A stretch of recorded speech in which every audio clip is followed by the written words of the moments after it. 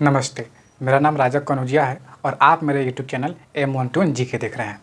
जैसे कि आप सबको मालूम है कि इस बेरोज़गारी के दौर में बहुत ऐसे विद्यार्थी हैं, मेरे मित्र हैं कि जो ग्रेजुएट हैं, पोस्ट ग्रेजुएट हैं, फिर भी उनको नौकरी नहीं लग रहा है।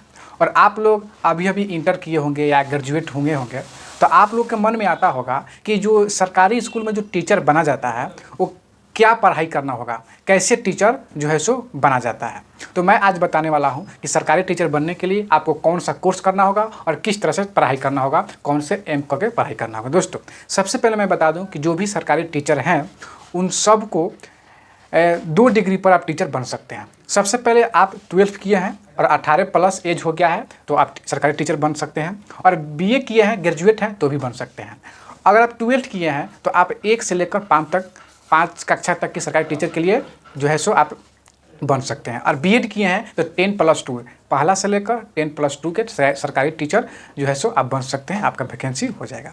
अब इसमें क्या है कि अगर 12th किए हैं तो उसके साथ साथ आपको डीलेड करना होगा। डीलेड 2 साल का कोर्स होता है। अगर आप सरकारी से डीलेड निकालते हैं, बिहार सरकार से या यूपी सरकार से, जो भी आप स्टेट में हैं, वहाँ से अगर सरकार के द्वारा डीलेड कर रहे हैं तो आपको मात्र 25,000 का खर्च है। अगर प्राइवेट डीलेड कर रहे हैं, किसी प्राइवेट कॉलेज से कर रहे हैं, तो आपको 1 लाख रुपये खर्च आएगा। तो ये 12th पर हो जाता है। अगर आप ग्रेजुएट कर लिए हैं तो आपको BEd करना होगा। BEd का जो है सो ये भी 2 साल का कोर्स है। अगर सरकार के माध्यम से कर रहे हैं तो 1,25,000 रुपया लगेगा। अगर आप किसी प्राइवेट कॉलेज से कर रहे हैं तो आपको 2 लाख रुपया BEd करने में लगता है खर्च, क्योंकि मैंने किया है, मुझे मालूम है, इसलिए मैं आपको बता रहा हूँ। तो इस सब, अगर 12th पर सरकारी टीचर बनना चाहते हैं तो आपको डीलेड करना होगा, और आप BA पर करना चाहते हैं तो आपको BEd करना होगा, ग्रेजुएट पर करना चाहते हैं तो BEd करना होगा।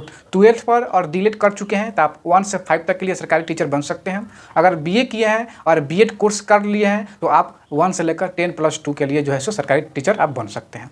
इस सब करने के बाद आपको हर स्टेट और जो है सो सेंट्रल गवर्नमेंट और स्टेट गवर्नमेंट आपको TAT एग्ज़ाम जो है सो साल में 2 बार TAT एग्ज़ाम कराती है। TAT एग्ज़ाम कराने के लिए सबसे पहले आपको क्या करना होगा कि जो भी आप डीलेड किए हैं उसमें से ही प्रश्न पूछे जाते हैं, और जो BEd किए हैं उसमें से ही प्रश्न पूछे जाते हैं, कोई जो है सो अलग से क्वेश्चन नहीं पूछा जाता है। TAT कर लीजिएगा। TAT का फॉर्म आता है, साल में 2 बार आता है, जुलाई में आता है और 1 दिसंबर में आता है। ये ऑनलाइन कोर्स होता है। अगर इसमें आप पास हो गए, 120 नंबर का जो होता है सीटेट होता है, इसमें आपको जो है पासिंग मार्क्स रहता है 90 रहता है। अगर 90 नंबर ला दिए, जो है सो 82 नंबर ला दिए, 90 नंबर, जी दोस्तों 90 नंबर होता है पासिंग मार्क्स।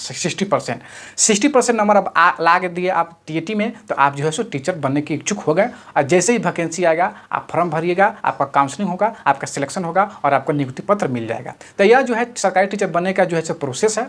अगर आपको इससे ज़्यादा कुछ समझना है, कुछ बातें रह गई होगी हमसे, तो कुछ आपको समझना होगा या कोई आपकी क्वेश्चन होगा, प्रश्न होगा, तो कमेंट कीजिएगा। मैं आपको भरपूर सहायता करूंगा। जो होगा सो जो है सो ज़्यादा से ज़्यादा मैं आपको बताने का कोशिश करूंगा। तो जय हिंद, जय भारत।